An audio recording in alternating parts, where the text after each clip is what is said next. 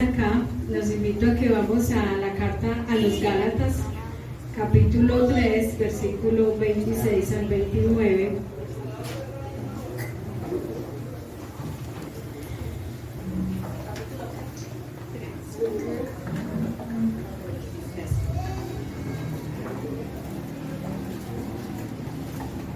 Y voy a leer a favor de ustedes. Gálatas, capítulo 3, versículo 26 al 29. Voy a leer a favor de ustedes la traducción que tengo en la nueva traducción viviente. Voy a leer en el nombre del Padre, del Hijo, por la guía de su Santo Espíritu. Pues todos ustedes son hijos de Dios por la fe en Cristo Jesús, y todos los que fueron unidos a Cristo en el bautismo se han puesto a Cristo como si se pusieran ropa nueva. Ya no hay judío ni gentil, esclavo ni libre, hombre ni mujer, porque todos ustedes son uno en Cristo Jesús. Amén.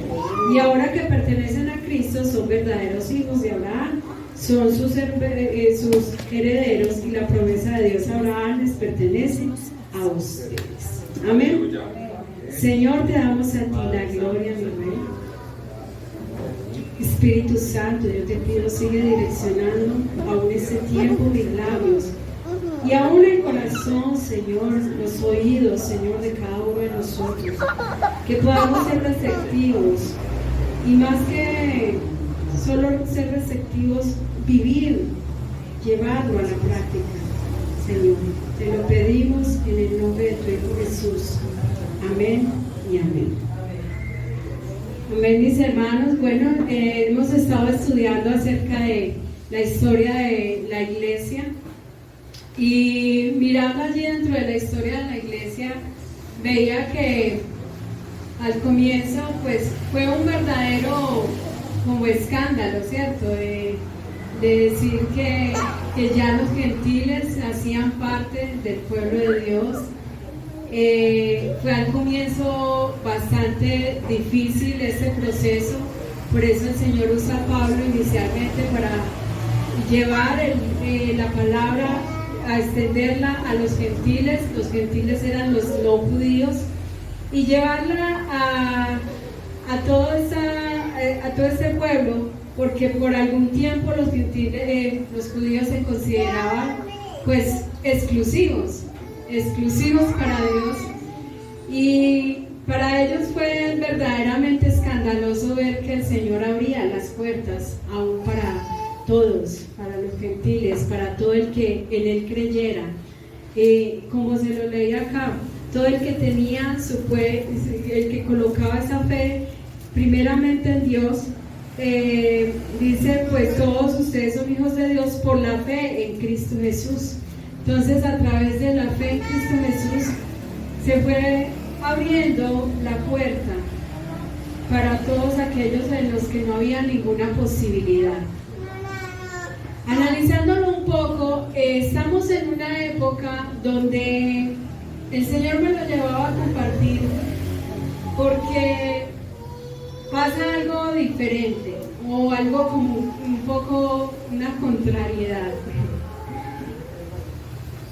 En este tiempo se están estableciendo leyes que hablan acerca de la inclusión, pero esa inclusión lo que pretende hacer es llevar a la iglesia como si fuera el verdugo de todos aquellos que quieren vivir su vida a su manera, ¿cierto?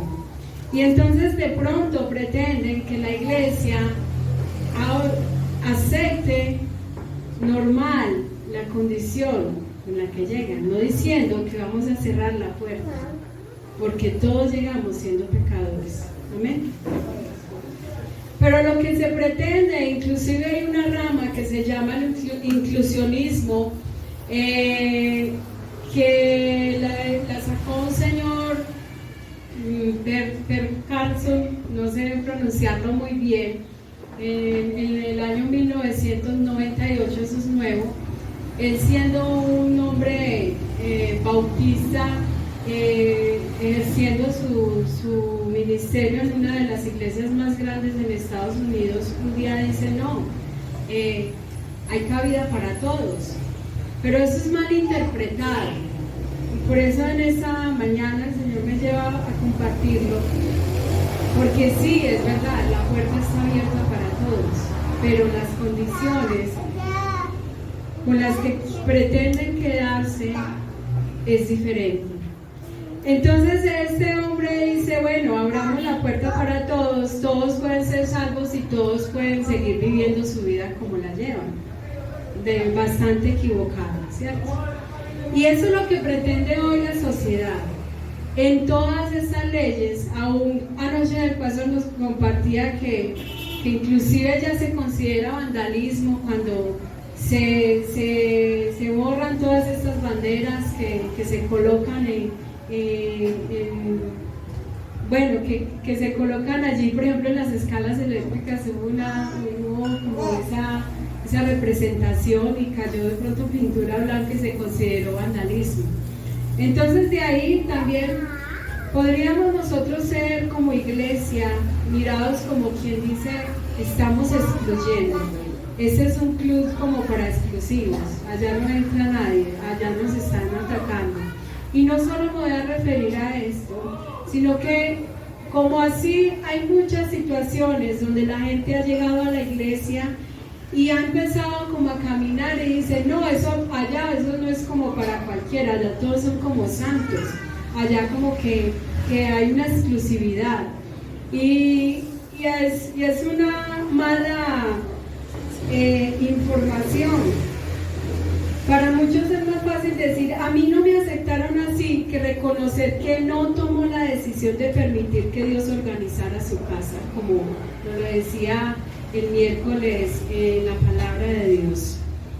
Eso lo hacen muchos dicen, no, es que allá tan canzones, pero no se entran a analizar, ¿será que yo me dispuse a que el Señor organizara mi casa?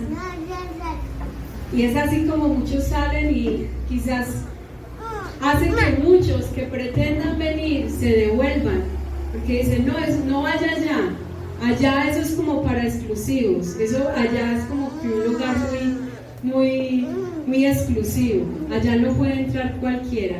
Y así han dañado el corazón de muchos que quizás sí vienen con el anhelo de llegar a ser transformados. Entonces, mirándolo desde ese ámbito, me hacía una pregunta, ¿era Jesús excluyente? Y dice en Juan 1:11 que a los suyos vino, pero los suyos no le recibieron.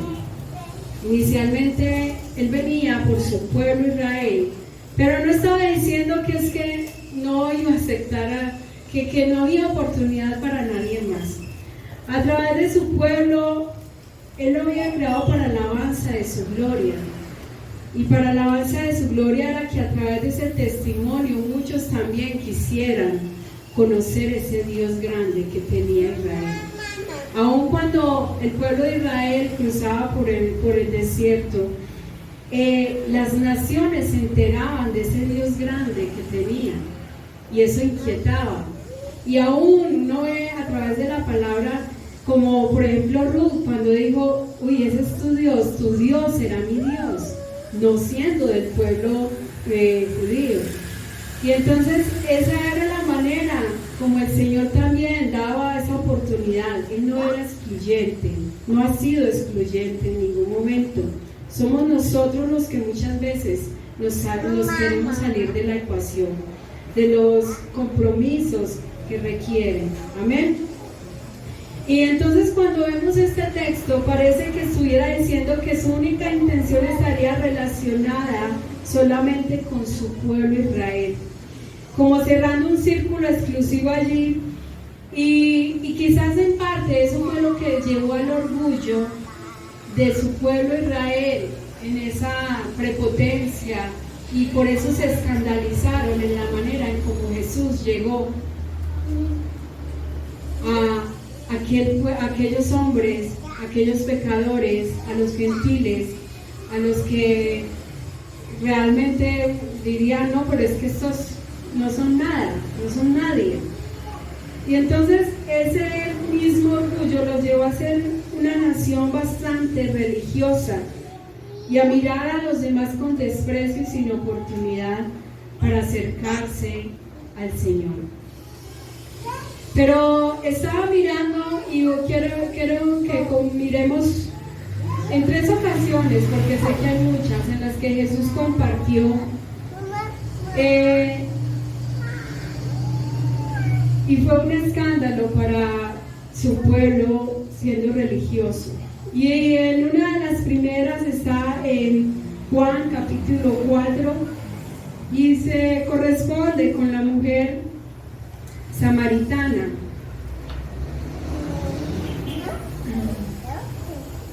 Y en el versículo 9 dice claramente, voy a leer el 4:9, ya conocemos un poco de la historia de la mujer samaritana. El Señor se le acerca y le pide agua, y esta mujer le dice, la mujer se sorprendió ya que los judíos rechazan todo trato con los samaritanos. Entonces le dijo a Jesús, usted es judío y yo soy una mujer samaritana, ¿por qué me pide agua para beber? Y Jesús contestó, si tan solo supieras el regalo que Dios tiene para ti y con quien me estás hablando, tú me pedirías a mí y yo te daría agua viva. Y ese es uno de los primeros espacios donde uno ve como, aún para esta mujer era un escándalo que un judío se le acercara. ¿Cómo así?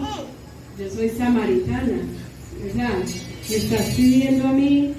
Y aún para sus discípulos, más adelante vemos que ellos se cuestionan por un momento. En el versículo 27 dice, justo en ese momento volvieron sus discípulos, se sorprendieron a ver que Jesús hablaba con una mujer, pero ninguno se atrevió a preguntar qué quieres de ella o por qué le hablas. Y entonces vemos que era una condición que, aparte de ser una mujer, era samaritana, y era una condición que era difícil de entender para muchos de su pueblo. No era, empezando porque los samaritanos eran como la parte mestiza de los judíos. Era una mezcla que hubo en alguna ocasión en el exilio en la Siria, y entonces empezaron a mezclarse allí, y ellos adoptaron temas de la religión pagana, pero también ya como temas del judaísmo. Y además de que ellos tenían muchas contrariedades. En el libro de Nehemías podemos ver todas estas contrariedades, y se ve donde ellos establecieron un lugar que según ellos era el asignado para adorar, y le hace la guerra ahí a Nehemías en algún momento.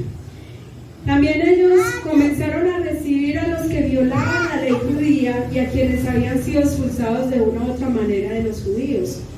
Para los judíos, definitivamente, los samaritanos eran lo peor de la raza humana.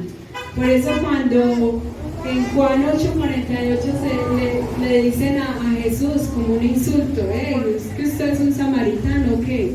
¿Cierto? Estoy parafraseando. Y era como un insulto, era lo peor de la raza humana en ese momento. Y ahora, volviendo a ese contexto de la historia, nos está mostrando que Jesús, el Mesías, estaba hablando con una mujer samaritana. 2 escándalos en uno solo. Además, con una vida poco honrosa. Y es tremendo porque se le acerca a una mujer y le dice preciso su pecado, su condición. Le ha dicho, 5 maridos has tenido y el que ahora tenía no era precisamente su marido. Una mujer de una vida poco llevadera. Una vida que era de señalar en ese tiempo para muchos. Para ese tiempo está el duelo normal. Este tiempo ya no es un escándalo vivir en esa condición, pero en ese momento era un verdadero escándalo. O sea, esta mujer en esa condición samaritana, y sin embargo Jesús se le presentó como el Cristo, el ungido, que también los samaritanos de una u otra manera esperaban. No nos dice la palabra de Dios mucho acerca del cambio de esta mujer, pero uno dice esa mujer se va con ese gozo, porque dice allí más adelante, en el Juan 4, en el 28, la mujer dejó su cántaro junto al pozo y volvió corriendo a la aldea mientras les decía a todos: vengan a ver un hombre que me dijo todo lo que he hecho en mi vida. ¿No será este el Mesías? Así que la gente salió de la aldea para verlo. Pero ella quedó impactada porque conocía su vida. Pero además de eso, dijo: ¿no será este el Mesías? Y ella fue, regó la noticia, se encargó de regar la noticia. Y yo siempre he pensado, ¿cómo sería la manera, cómo esta mujer impactó o llevó, o dio la noticia, el gozo, esa manera como tan así como expectante, como nos dejó el hermano Wilson ahora? Como quien dice: vengan a la noche todos si quieren escucharlo, ¿cierto? Y entonces era la manera tan inquietante que ella generaba, que dice que más adelante todas las personas de allí, de aquel lugar, quisieron ir a ver, ¿cierto? Se inquietaron, muchos salieron a conocerlo. Y entonces muchos quisieron ir a conocer, dice en el 39, muchos samaritanos de esa aldea creyeron en Jesús porque la mujer había dicho: Él me dijo todo lo que hice en mi vida. La mujer impactaba, o sea, era tremendo. Y entonces me veía allí cómo nosotros testificamos de Cristo con nuestras palabras. Somos así como con esa expectativa, o somos de los que generamos: mira, es que el Señor hizo esto en mi vida, el Señor habló esto en mi vida. O somos como de: sí, el Señor lo hizo, me salvó y bueno, yo era una mala persona, pero ahora estoy acá. O somos como: el Señor me vio, yo estaba sucia, mugrosa, estaba en una condición bastante deplorable, y el Señor vino, me rescató, me lavó, me limpió y hizo esto en mi vida. ¿Cómo será la manera en cómo nosotros expresamos? Esa es una de las inquietudes que quiero que tengan allí, porque también de esto depende de nosotros, cómo nosotros estamos compartiendo la palabra de Dios afuera con los que muchas veces decimos: a veces podríamos decir: ese samaritano, ese católico, ese. Así podríamos estar mirando, pero cómo nosotros estamos impactando la vida de aquellos que para nosotros es como imposible que vengan a los pies del Señor. Cómo nosotros les estamos hablando de Cristo, cómo nosotros lo estamos llevando.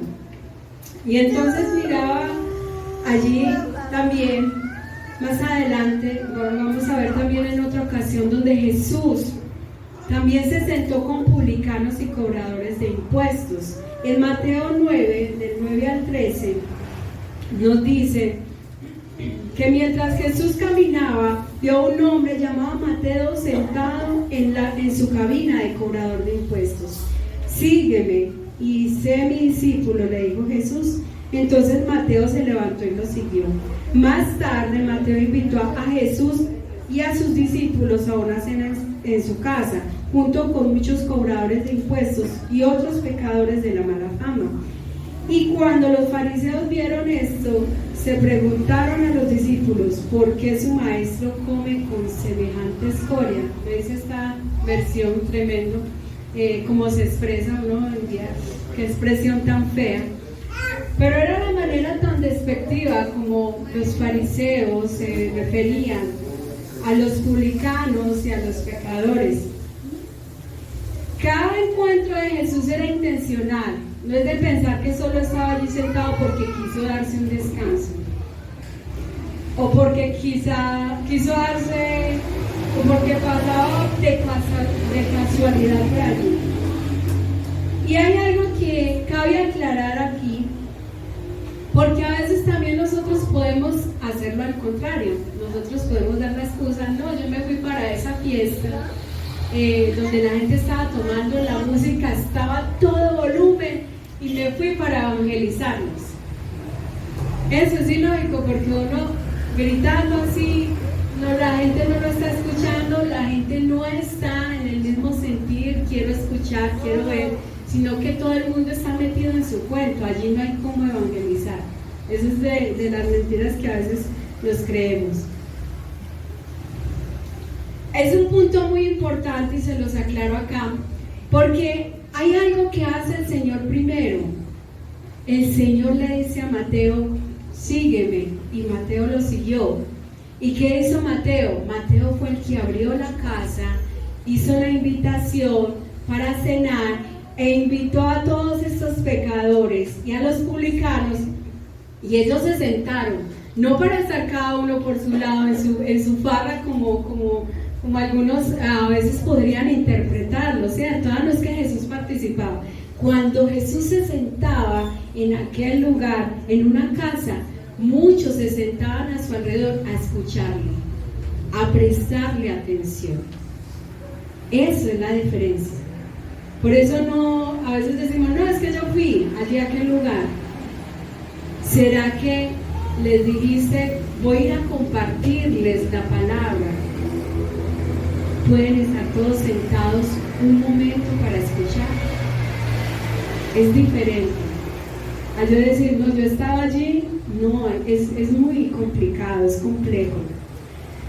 Y mirándolo allí, el Señor, estaban todos estos con sed de escuchar. Tenían sed, tenían anhelo, estaban expectantes. No era que, sí, va a haber comida. No era por la comida. Era porque había la expectativa.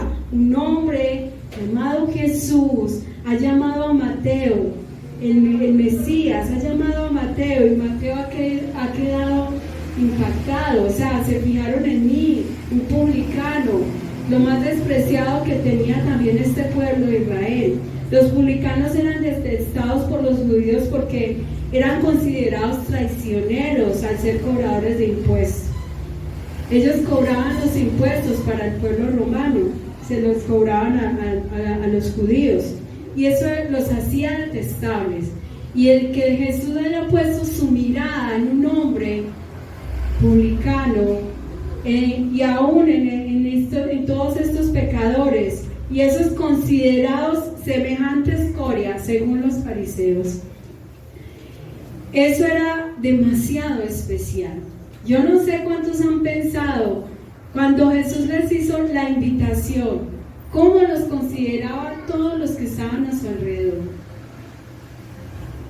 Quizás para unos no, la gente no se da cuenta tanto de mi condición pecaminosa.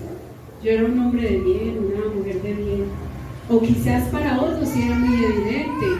Había quizás alguno que andaba en borracheras, que andaba en drogadicción, y era evidente. Andaba alguno de nosotros que andaba en prostitución, no sé. En mi caso, yo creo que era, decían, la mujer de los 5 maridos, de todos los novios que tiene, ¿cierto? Era de pronto, ¿sabes? Lo que habían visto en ese momento, muchos que estaban a mi alrededor.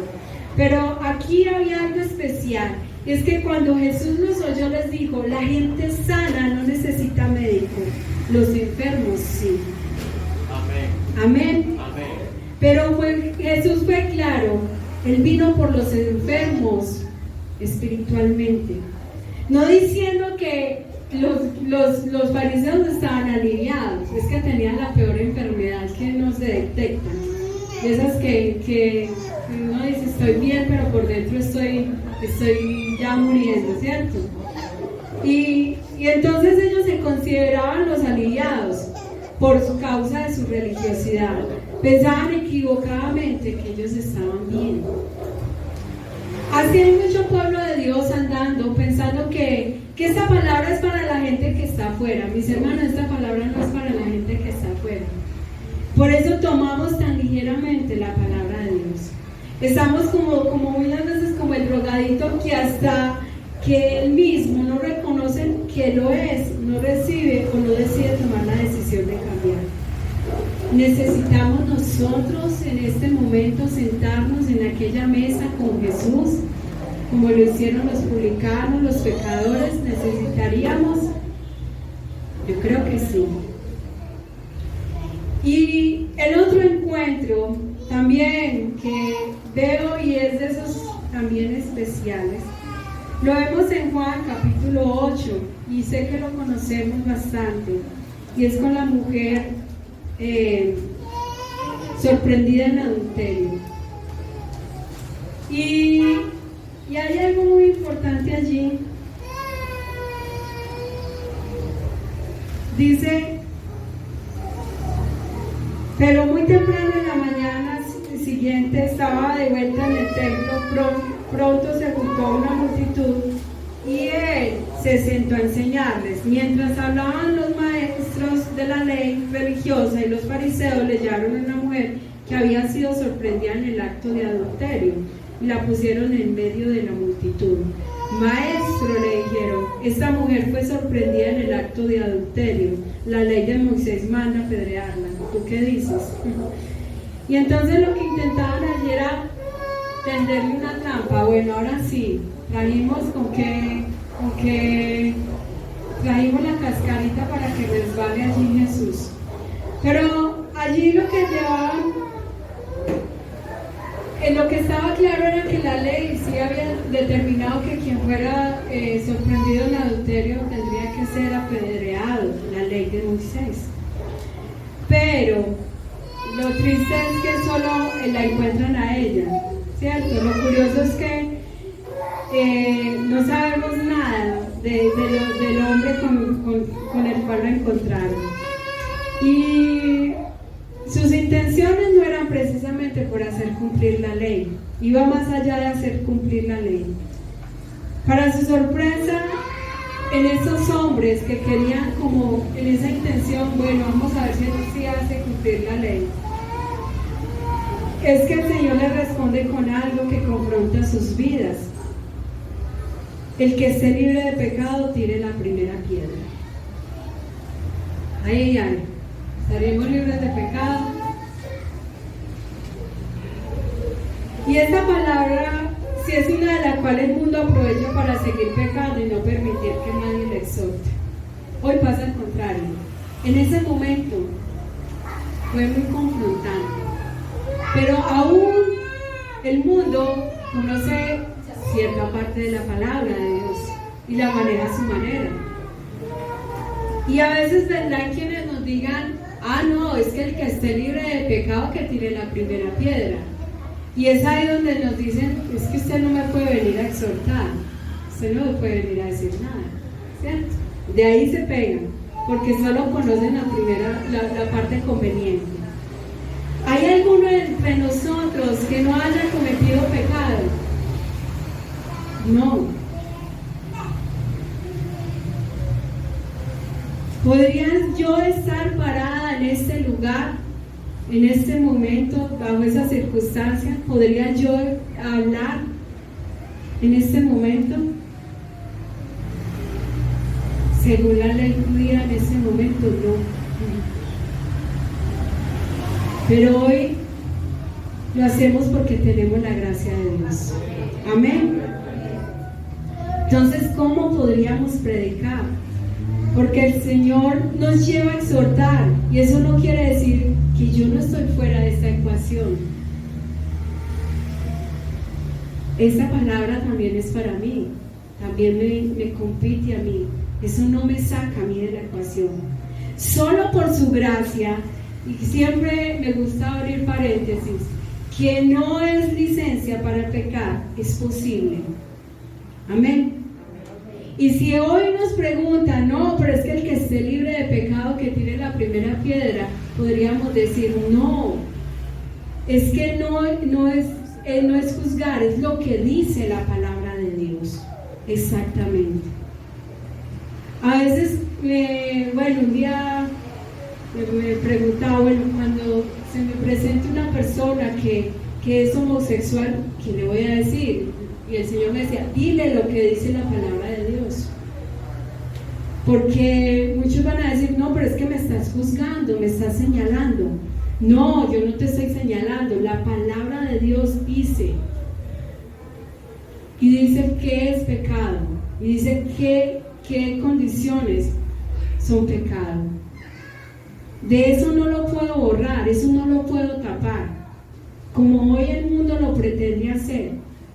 Hoy el mundo establece leyes, como quien dice, venga, esa es como la mala empatía que han generado.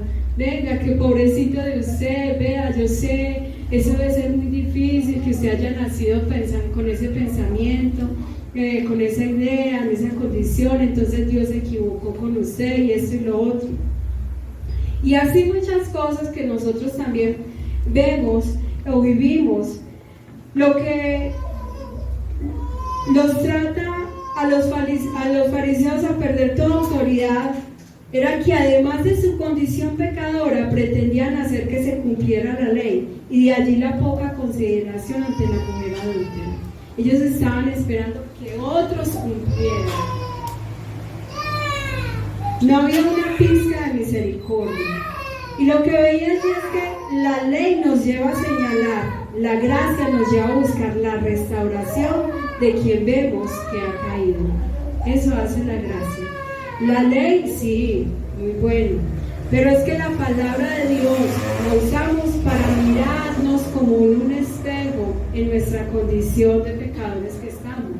Y es la palabra de Dios la que estamos usando en este momento para decir, mira, esto es pecado. ¿Lo estoy diciendo yo?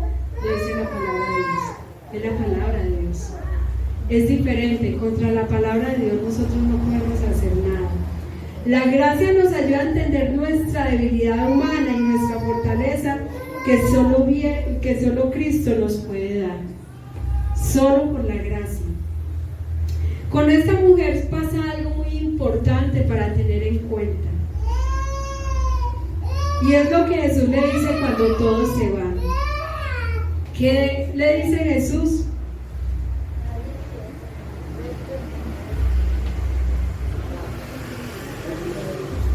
Entonces Jesús le pregunta, ¿dónde están los que te acusaban? Ni uno de ellos te condenó, ni uno, Señor, dijo ella.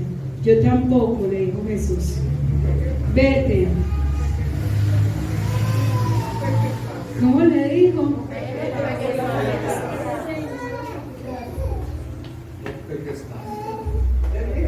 ¿Será que le digo vete y sigue pecando que mi gracia te cubre? Lo que pasa es que así es donde muchos terminan saliendo, muchos terminan desechando, muchos terminan automáticamente saliendo y diciendo de allá me echaron porque no me aceptaron como estaba, como era, no me aceptaron mi condición.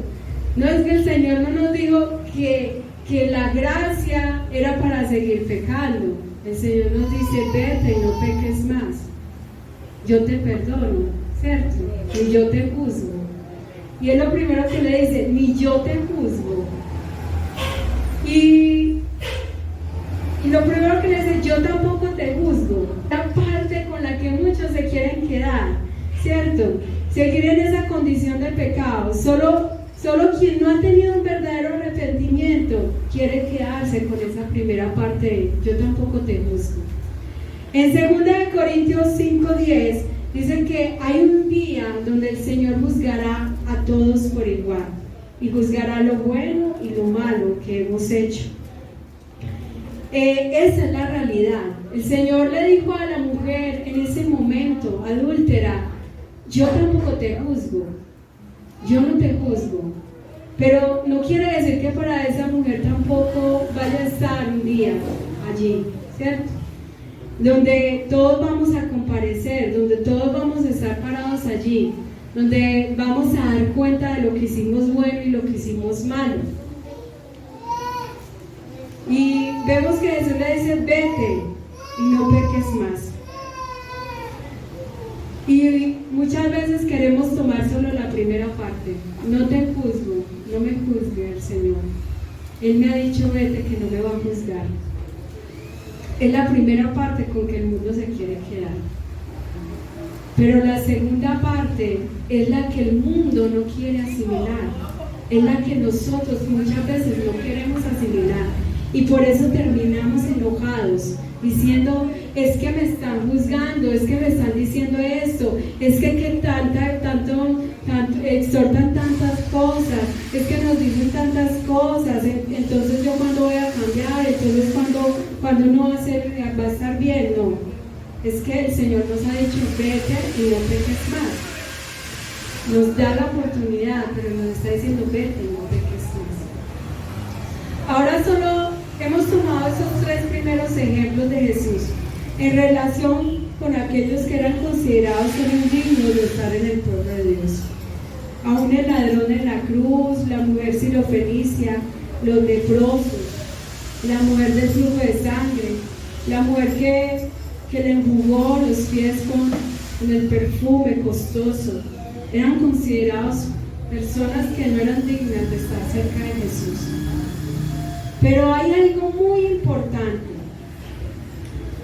Ellos no eran considerados en ese momento como ninguno de nosotros lo estuvieron. Pero hay algo cierto, las vidas de estos hombres y mujeres no volvieron a ser iguales. No volvieron a ser iguales. Eso transformó sus vidas. Y eso es lo que hoy nos invita el Señor. Sí, nosotros no somos un lugar de exclusivos. El Señor recibe a todos en la condición en la que lleguemos, lo recibe. Cuando Jesús nos recibe, no importa la condición de la que nos hubiera recibido, porque Él no pretende dejarnos en la misma condición.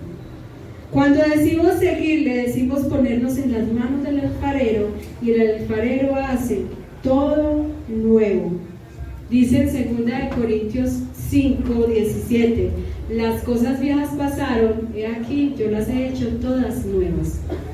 Así que si has escuchado o si te vas a encontrar, porque lo más posible es que también te vayas a encontrar, o si has pensado de que no haces parte, que no puedes hacer parte porque este es como un lugar para exclusivos, quiero que pienses que el Señor lo que quiere hacer es transformar tu vida, hacer un cambio. Él no te quiere dejar igual. Él no te quiere dejar igual. Porque ¿qué sentido tiene dejarte igual? ¿Para qué hubiera sido todo ese trabajo? Todo ese proceso de su obra redentora allí en la cruz no tendría ningún sentido, porque lo dice, es para todo aquel que cree en que Cristo es el Señor. ¿Están cerradas las puertas en nuestra iglesia para algunos? La verdad es que no.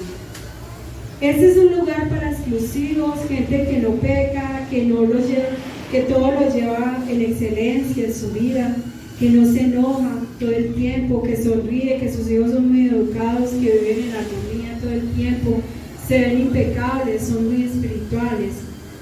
¿Esto será esa iglesia, todo un paraíso? Qué bueno que fuera así, ¿cierto? Anhelaríamos que fuera así. Cuando yo leo las epístolas que iban dirigidas a las iglesias, veo que iban dirigidas a personas, seres humanos que habían recibido a Cristo y que tenían esa parte humana de la cual requería corrección. Ejemplo, en la iglesia de Corintios, Él les habló acerca de que ellos tenían favoritismo de los líderes, que se estaban llenando de vanagloria, que había incesto, que tenían problemas entre hermanos de temas legales, los cuales los llevaban hasta los tribunales, que tenían problemas con su vida sexual, en la manera en cómo la llevaban en frente a la vida en el ámbito secular, que tenían problemas con los esclavos, que tenían problemas matrimoniales, gente que estaba en esas condiciones. Dentro de la iglesia habían todos esos problemas. Aún en los Gálatas hablaba de que ellos estaban siendo legalistas y que empezaron a ir en contra de la salvación dada por gracia. Aún en los Efesios les habló de que había de pronto una división entre creyentes judíos y creyentes gentiles, En los colosenses allí estaba presentando una falsa doctrina, había el ocultismo, el paganismo, el legalismo judío y el cristianismo. Esto se estaba convirtiendo en una secta. Y aún en las cartas de Pedro, él escribe a cristianos que estaban siendo perseguidos y tienen sufrimiento, y algunos tenían temor de sufrir. ¿Será que no eran seres humanos, personas normales como nosotros? También. Y si vamos a las 7 iglesias a las que Jesús erige, sí que encontramos allí errores. Pero el Señor está constantemente exhortando, no diciendo, es que venga, lo recibí así, ustedes, venga, los que estaban así, en esa condición, para que se queden así. Él los recibió y los fue exhortando, disciplinando, porque aquel que toma como hijo lo disciplina. Amén. Por eso podemos considerar que la iglesia no es un lugar para algunos, para exclusivos, como a veces el mundo con sus artimañas lo quiere hacer ver. Todos están aprobando, incluyendo en cada lugar y dentro de las leyes de nuestro país, cada vez más se ve el inclusivismo tan distorsionado, donde el mundo se pierde y la iglesia se está volviendo el verdugo para todos los que no quieren rendir sus vidas y aceptar el reino de Cristo en sus vidas. ¿Sabe qué es lo que nos hace exclusivos a nosotros en esta mañana? La gracia de Jesucristo. Amén. Y esta gracia, como Pastor ayer nos compartía a través de Efesios 2, del 8 al 9, esta gracia solo el Señor la da, no viene de ningún hombre, solo, exclusivamente viene de Dios. Eso es lo que nos hace exclusivos, de pronto. Pero hay alguno que sea ajeno para ello, el que no quiera recibirla. En 1 Corintios 6, en 1 Corintios 6, del 9 al 10 dice, ¿no se dan cuenta de lo que los hacen lo malo no heredarán el reino de Dios? No se engañen a sí mismos. Los que se entregan al pecado sexual o rinden culto a ídolos y cometen adulterio, o son prostitutos, o practican la homosexualidad, o son ladrones, o ávaros, o borrachos, o insultan o estafan a la gente, ninguno de esos heredarán el reino de Dios. Amén. ¿Habrá alguno de nosotros que pudiera escaparse de esta lista? Bueno, yo podría decir que estaba en la lista de cómo era antes, de fornicaria, maldiciente, idólatra, aún uno se embriagaba, ¿cierto? Y de alguna u otra manera nos puede caer a cada uno de nosotros esa condición. Así estábamos. El Señor no nos recibió. Cuando me veo en la condición en la que un día llegué a la iglesia, puedo concluir: no me echaron. Punto número 1. No me echaron. Me restauró el Señor a través de su iglesia. Amén. 2. No me dijeron que no cumplía con los requisitos. Me animaron a cambiar esa vida, esa vieja manera de vivir. Eso fue lo que hizo el Señor a través de su iglesia. Amén. Y dice allí en 1 Corintios 6:11: algunos de ustedes antes eran así, pero fueron limpiados, fueron hechos santos, fueron hechos justos ante Dios al invocar el nombre del Señor Jesucristo y por el Espíritu de nuestro Dios. Amén. Así que las puertas no están cerradas, solo están allí para que te dispongas, porque Él dice: fueron hechos santos, fueron hechos justos ante Dios al invocar el nombre del Señor Jesucristo y por el Espíritu de nuestro Dios. Solo es un tema de tomar la decisión, pero las puertas están abiertas. No es para exclusivos, es para el que quiera entrar a esa gracia que es exclusiva de Dios. única y únicamente exclusiva de Dios. La iglesia no es un lugar para exclusivos, pero sí es un lugar donde el alfarero cambia, transforma vasijas. Es ahí donde muchas vasijas resisten al cambio, porque el Señor nos recibe en la condición, por más perdidos, despreciables que podamos ser para el mundo. Él recibe al asesino, al drogadicto, al violador, y bueno, me recibió a mí. Gloria a Dios. Me recibió a mí primeramente. Gloria a Dios. Pero no nos dejó como llegamos, nos transforma por su gracia, nos recibe por su amor y nos restaura por su santidad, nos limpia hasta que podamos presentarnos allí como cuerpos glorificados. Amén. Amén. Vamos a orar, mis hermanos. Señor, te damos a ti la gloria.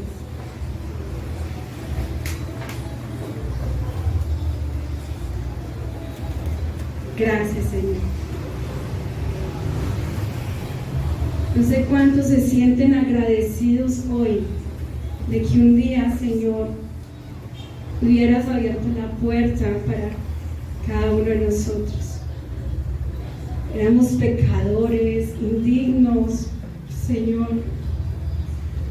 Nos revolcábamos en el lodo del pecado.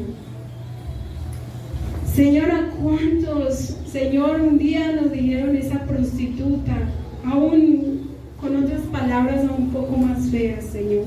Ese borracho, ese drogadicto. Vea esa que le puso los cachos al marido. Tantas palabras feas que escuchamos. Esa adúltera.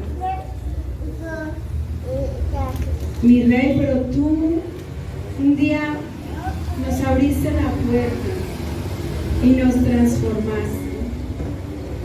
Restauraste nuestras vidas y por tu gracia, Señor, hoy entendemos que estamos acá. Y asimismo por tu gracia sabemos que tú puedes hacer algo diferente en la vida de todo aquel que viene por primera vez también a este lugar. Ayúdanos, Señor, a recordar también ello. Cuando veamos a aquel que viene por primera vez, en la condición que viene, que recordemos de dónde nos ha sacado, Señor, para que no caigamos en el error también de este pueblo, considerados exclusivos. Señor, gracias. Gracias, mi Rey, por tanta gracia y por tanta misericordia. Te damos a ti la gloria, mi Rey. Te damos a ti la honra, Señor. Señor, gracias. Porque en tu amor nos has escogido. Gracias, mi Rey. En el nombre de Jesús. Amén. Amén.